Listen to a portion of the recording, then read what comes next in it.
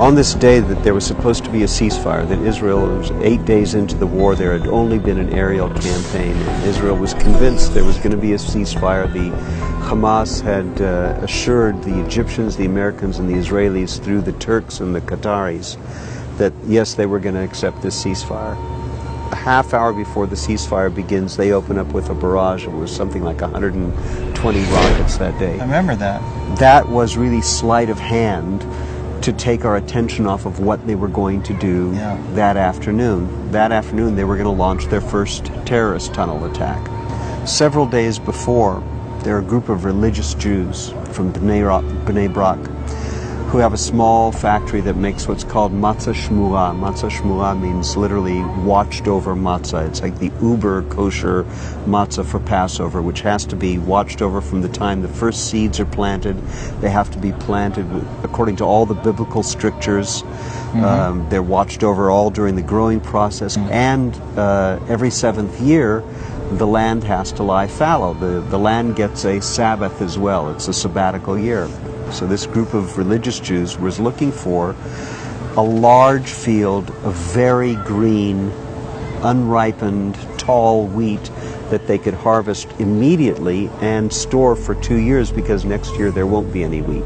They look all over Israel. They can't find anything that meets their needs. Finally, down in an area called Otef Azah, which is like the envelope of Gaza, right on the border, they find acres and acres of a wonderful field, 5 feet tall, super green wheat, planted according to all the biblical strictures. And they go to the farmers and they say, we want to make a deal to harvest all of it right now.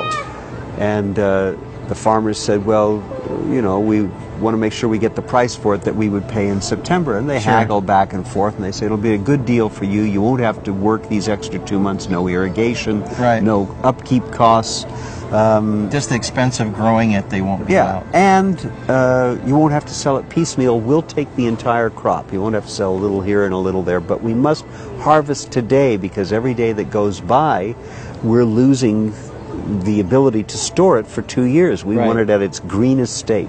We're right now less than 3,000 meters from the border. That's a closed military area. It's the closest we've been so far. On the border. Close to Gaza land right now. Yeah.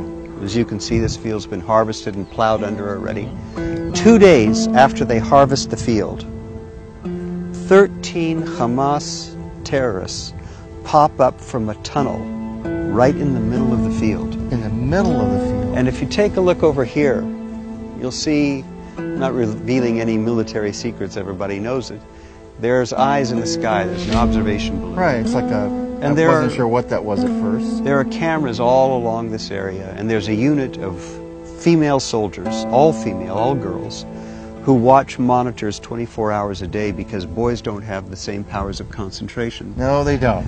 When they popped up, as they come up out of the tunnel, they do a ninja somersault and then look around going, where the heck's the wheat field?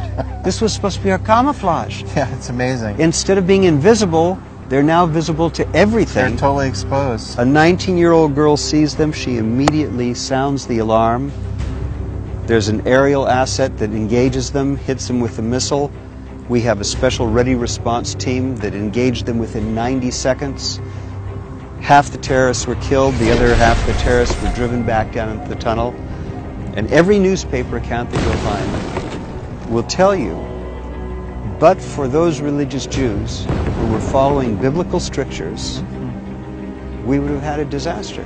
I was in one.